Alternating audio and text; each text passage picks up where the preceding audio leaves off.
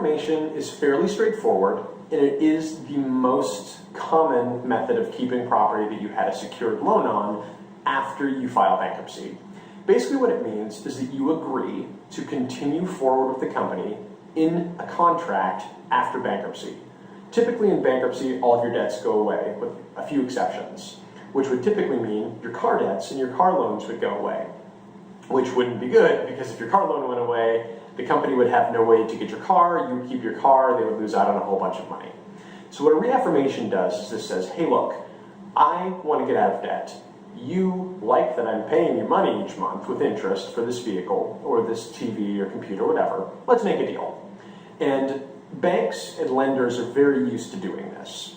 So the way you make a reaffirmation, and this is actually the standard preferred way of continuing on with your debts that you have on secured property after bankruptcy, is you contact the lender, you tell them that you're filing, and then they will send you a contract or reaffirmation agreement for you to review, sign, and file with the court. Usually the terms in that agreement are going to be about the same, if not exactly the same, as what they were prior to you filing bankruptcy.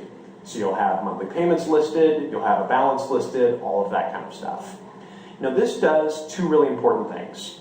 One, when you file it, if it's approved, it's going to let you keep your car, which is a good thing.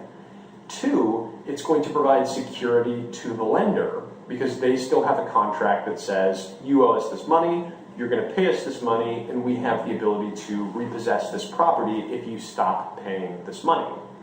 Now, let you in on a little secret.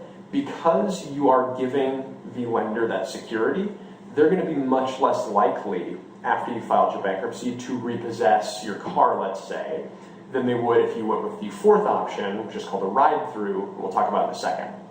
In addition, when you have a reaffirmation agreement in place, that means that the creditor has to continue reporting your payments to the credit bureaus after you file bankruptcy, which matters a lot because it means that your credit will actually be able to improve fairly quickly because you'll have a record of payments made, hopefully on time, now that you're back on your feet financially, after you file bankruptcy, which can make it easier to rebuild your credit.